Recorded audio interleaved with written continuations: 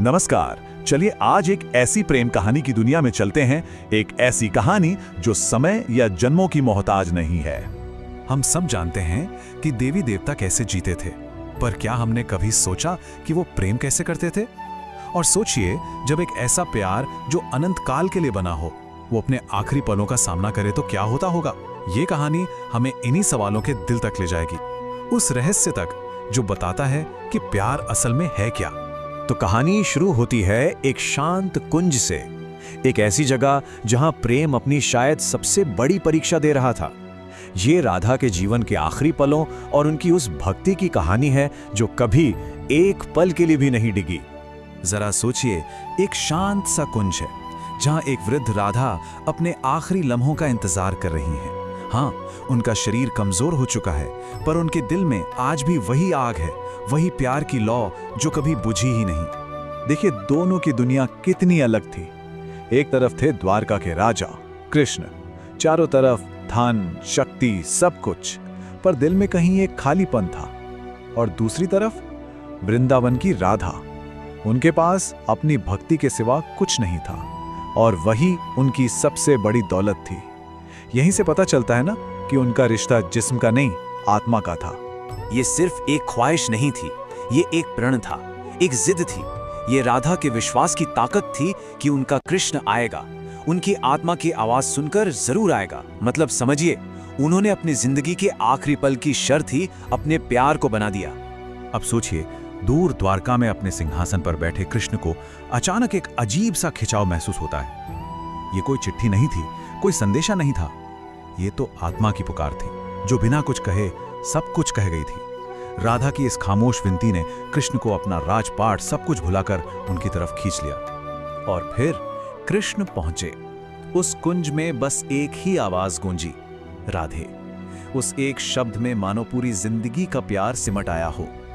राधा ने अपनी आंखें खोली, चेहरे पर एक सुकून भरी चमक थी, और बस एक आखिरी मुस्कान के साथ उनकी आत्मा को शांति मिल गई। ये एक अंत नहीं था, ये तो प्रेम का पूरा होना था। लेकिन रुकिए, कहानी यहां खत्म नहीं होती। असल में एक जिंदगी का अंत एक नए वादे की शुरुआत थी। एक ऐसा वादा जिसकी गूंज सदियों तक सुनाई देने वाली थी। राधा ने जाते जाते ये वादा किया कि जब भी इस धरती से प्यार का सही मतलब खत्म होने लगेगा, वो वापस आएंगी, क्योंकि प्रेम ही तो जीवन का आधार है, उसे मिटने नहीं दिया जा सकता। ये सिर्फ एक वादा नहीं था, यह एक मिशन था। तो चलिए कहानी में कई सदियां आगे चलते हैं।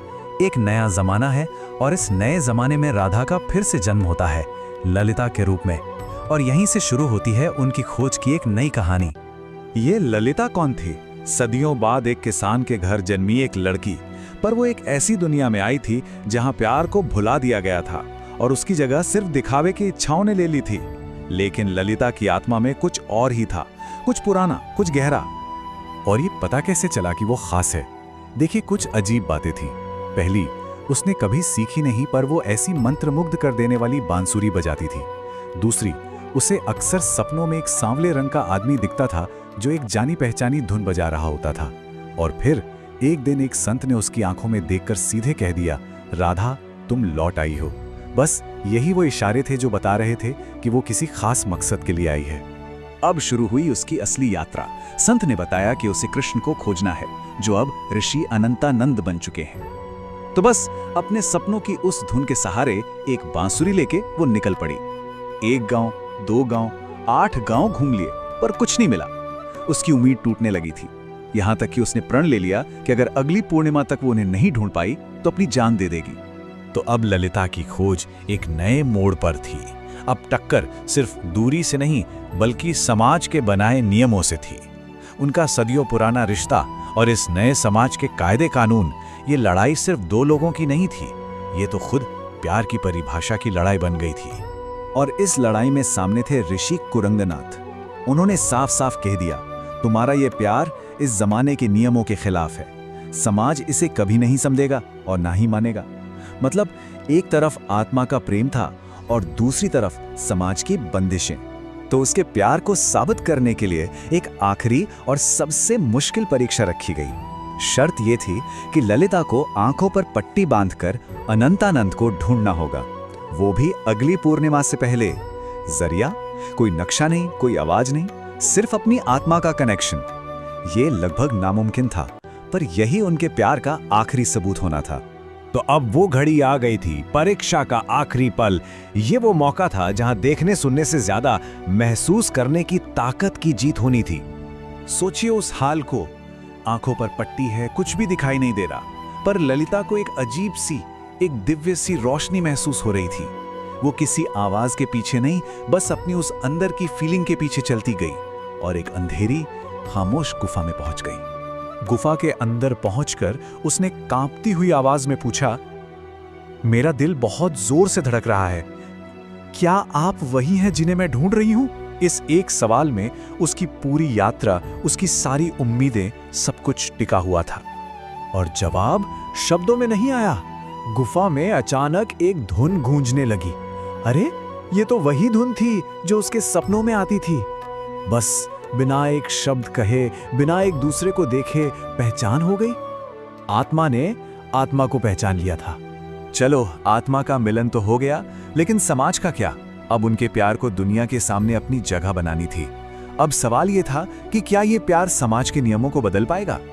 मामला राजा की सभा में पहुंचा और वहां दो बातें आमने सामने थी। समाज के नियम कहते थे कि एक ऋषि को ब्रह्मचारी रहना चाहिए और प्यार के लिए शादी और समाज की मंजूरी जरूरी है। लेकिन आत्मा का कानून कहता था कि दो आत्माओं का प्यार तो हमेशा से है और प्यार को खुद के अलावा किसी और सबूत की जरूरत नहीं होती। और आखिर में राजा ने वो फैसला सुनाया जिसने सब कुछ बदल दिया। उन्होंने कहा, शादी समाज का नियम हो सकता है, लेकिन प्यार तो आत्मा का कानून है। मैं इस प्यार को स्वीकार करता हूं। इस एक फैसले ने सिर्फ उन दोनों को नहीं मिलाया, बल्कि पूरे समाज के लिए प्यार के मायने ही बदल दिए। तो ये कहानी प्यार की एक नई परिभाषा देती है ना। ये कहती है कि प्यार कोई चीज नहीं, बल्कि दो आत्माओं के बीच की पहचान है। आज की दुनिया में जहां हम सब कुछ आंखों से देखना और परखना चाहते हैं, ये कहानी हमें सोचने पर मजबूर करती है कि हम अपनी आत्मा की आवाज सुनना कैसे सीखें।